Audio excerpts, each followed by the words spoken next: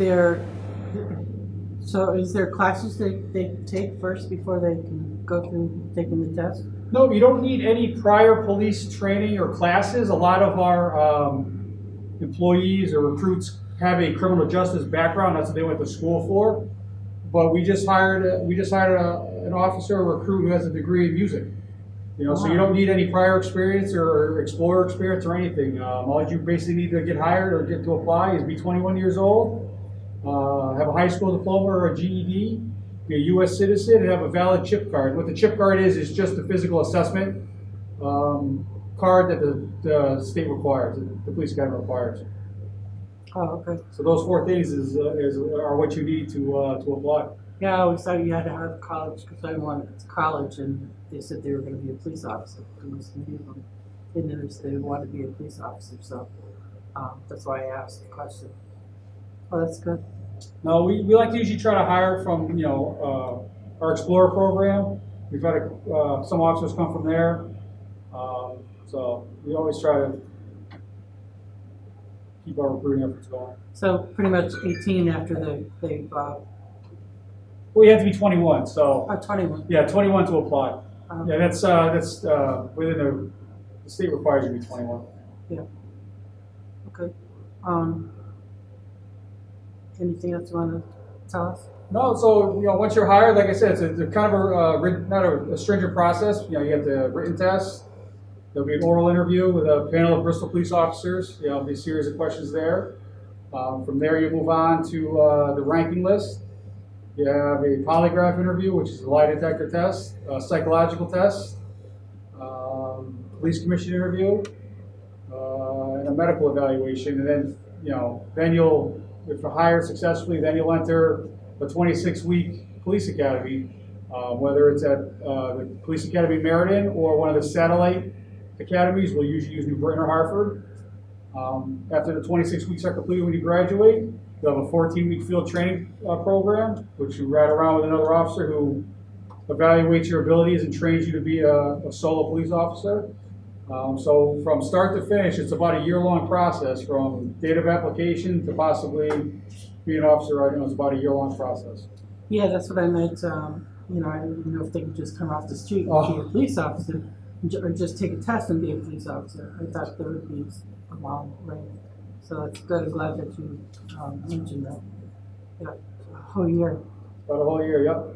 And then once you're certified, my division with some in-house instructors, we make sure that you maintain all your certifications and qualifications that you need to be able to come to work every day. Yeah, very good. Thank you very much. You're welcome. Yeah.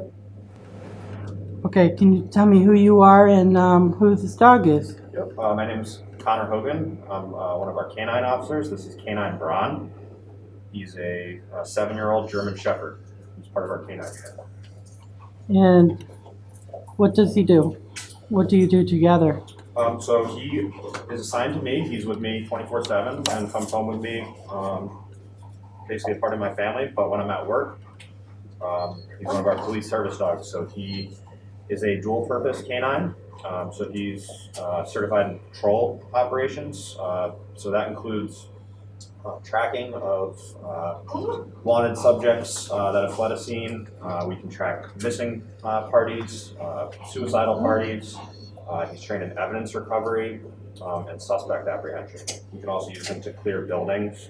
So if we have an alarm at a building or a building's been broken into, we can send him in to see if there's anyone in the building without having to send an officer in. It's safer for the officers. He's also trained in narcotics detection. That's what basically makes him a dual-purpose dog. So we can use him to search vehicles, lockers, luggage, boxes, anything like that, to search for the odor of illegal narcotics. So he helps us in that way as well. So how long have you had this? How long have you had it? I got Braun in 2014. So we went through a specialized training program with the Connecticut State Police back in 2014 to basically train him how to do all the cool stuff that he knows how to do. And we went through that together. He does suicide. How does he So if a person that wants to harm themselves runs off into the woods or leaves their home and the police get called to assist them and try to get them some help and get them to the hospital, we can use them to track them if they left on foot. Oh, So he works, as far as tracking goes, he works off basically being able to track human odor. oh, so that's how you know going into a building if there's somebody. So if somebody was hiding somewhere, their adrenaline's going, they're sweating, he's gonna be able to smell that and search them out into a building. And he'll alert to their presence by barking. That's how we know that he's found something as far as a building search.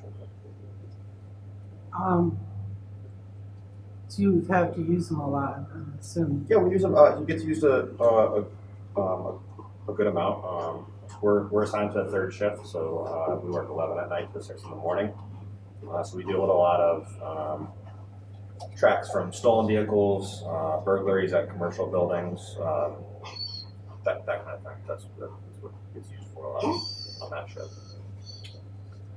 So drugs, how does he know what if someone has drugs or not? So we went through a separate training course so that he could become certified to be able to detect the odor of illegal drugs. And essentially, each drug that he's trained to find, he gets imprinted on that scent. We do that by basically just doing lots and lots of repetitions. When he smells that odor, he's trained to alert by sitting, and he gets rewarded with a ball. So in the training scenario, we would hide real drugs, training drugs in an area, and let him search that area. When he finds it, he sits and is rewarded with his ball. So we do that pretty much the same way on the road. If we're searching a vehicle, we take him around that vehicle and let him smell. And if he sits, that shows that we have a positive alert for the odor of illegal drugs.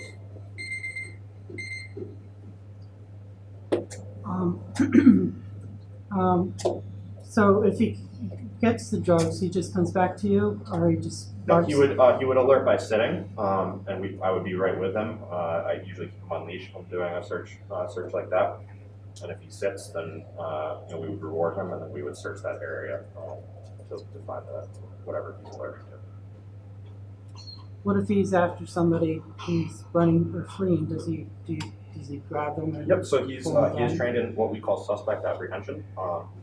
Basically, if we were dealing with someone who was violent or had committed a very serious felony and was resisting or fleeing us, we would use him to apprehend them.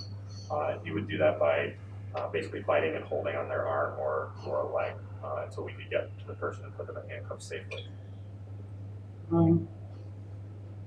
That must hurt. Yeah, so basically, as part of our training, we use the bite sleeves and bite suits.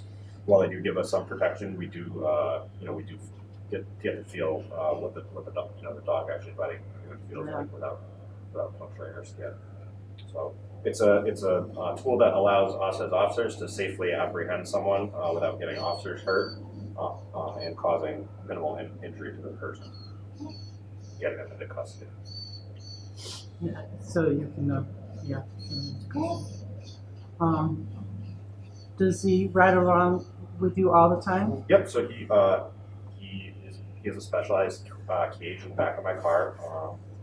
The car's set up specifically for him, and that actually has built-in features like a heat alarm. So during the summer months, if my air conditioning failed or if the temperature got too hot in the car, it would alert me and basically make my horn beep. The windows automatically roll down, and an external fan turns on to give him more air. So we make sure that, obviously, there are some times where he gets left in the car so that I can go inside and write reports or process a prisoner. Make sure that he stays safe even when I can't see him. You should have that for kids when they leave in the back Yeah, of the you car. would think, absolutely. Yeah. But obviously, like during the summer months, even during the winter months, my car stays running with either the heat on or the AC on to keep him. He's probably more comfortable than me on most days. How old is he again? He's 7. 7? Yep. He just turned 7. Um, So as far as their useful time on the road is usually about 9, sometimes 10 years.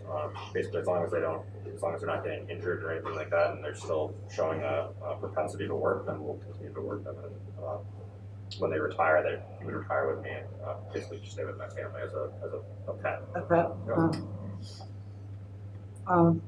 Would they replace them with another dog? Yeah, so we currently have two patrol canines, myself and Brown, and then Officer McGrain and his canine Hunter work the evening shift, so they work 3 to 11. Oh, I see.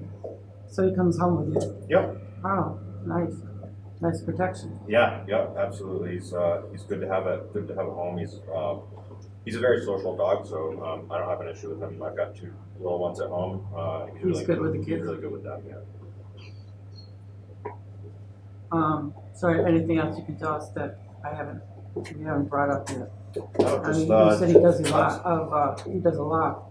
Yeah, so he's kind of a multi-purpose tool. He gets used for a lot of different types of things, but essentially he helps us to do things that we may not otherwise be able to do as humans and regular officers. He helps us find people that we wouldn't otherwise find and find drugs that we would not otherwise find. Does he wear a bulletproof? Yep. So this vest, this vest was donated to us by Brady's Canine Fund. They're a fund based out of Ohio. It's a young, he's probably in middle school now, aged kid who started a GoFundMe a couple years ago to raise money to buy vests for dogs across the country. We got selected to get one of those vests. This vest is special because he can wear it for his whole shift. It's actually pretty lightweight, and it basically gives him protection. Just like I put my vest on at the beginning of the shift, his goes on at the beginning of the shift, and he wears it for the entire shift. It's bulletproof like mine and staff resistant. Offer him some protection for us. Basically, where all his vital organs are. Yeah. He's protected. Yeah, that's good. It's better you didn't have for your heads too. Yeah. Well, thank you very much. Yeah, thank you. Smile for the camera. You love that ball, huh? Yeah. Keeps him calm. Okay. Thank you very much. Good. I'm sure in your line you must come across homeless people. What do you do when you see them? How do you help them out?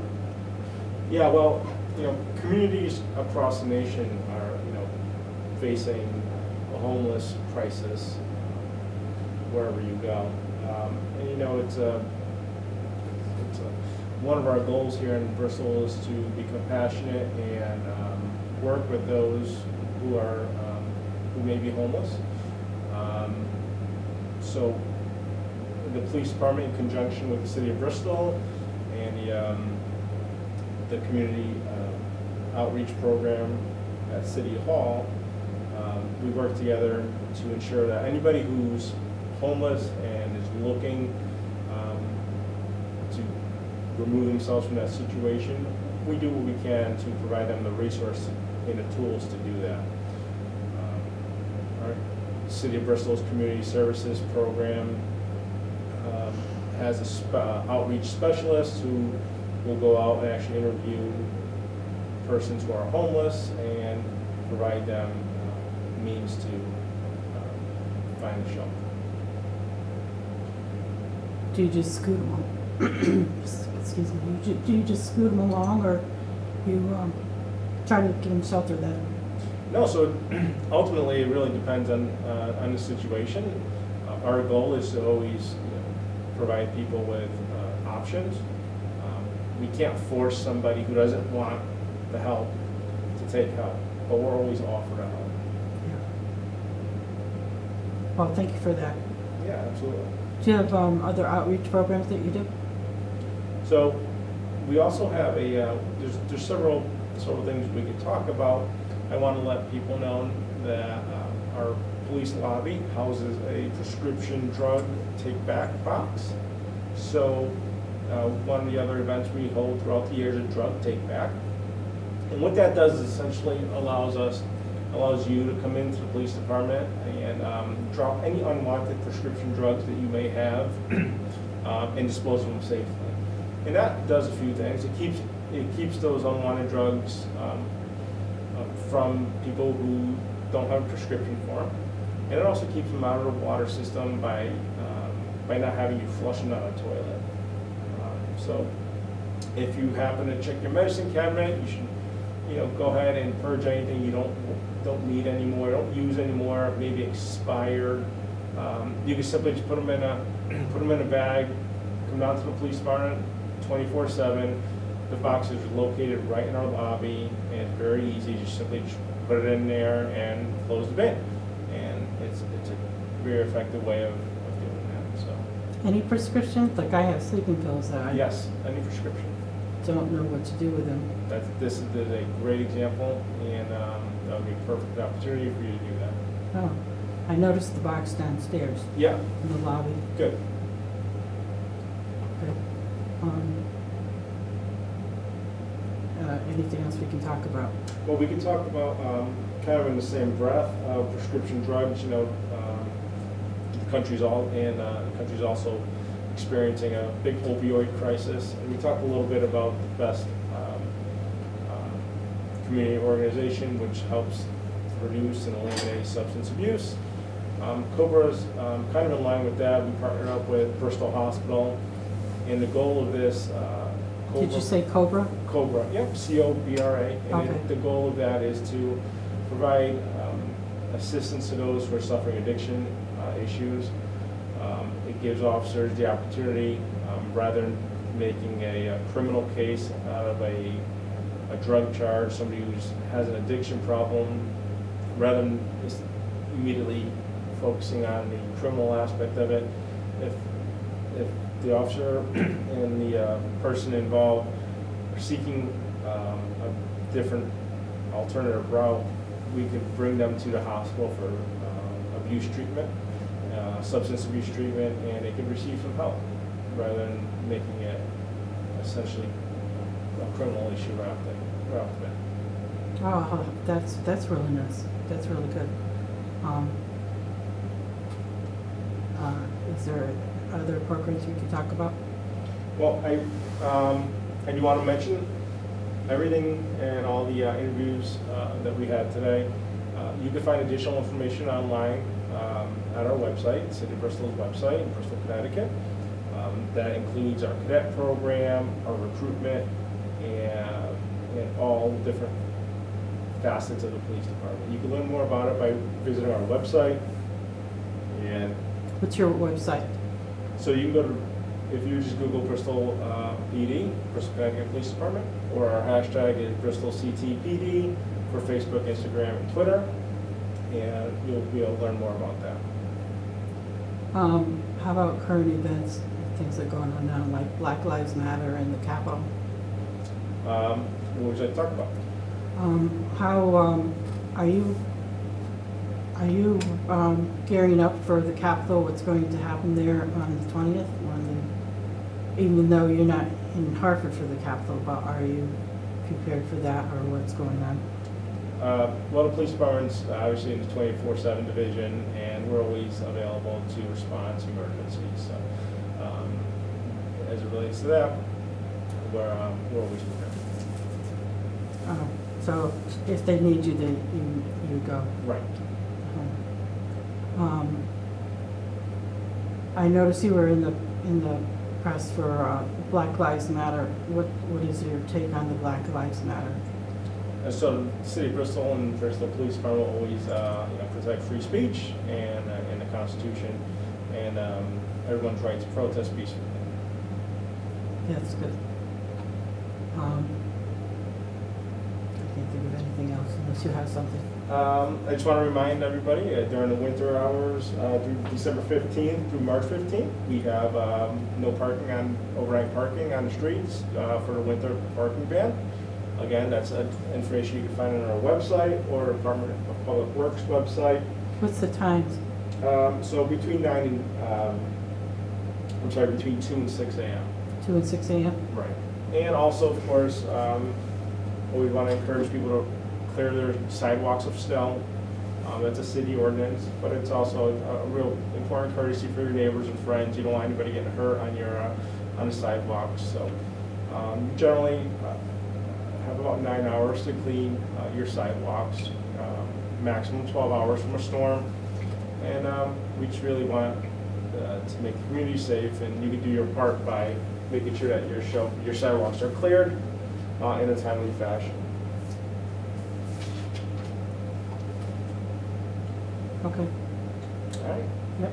Thank you, Christine. Thank you.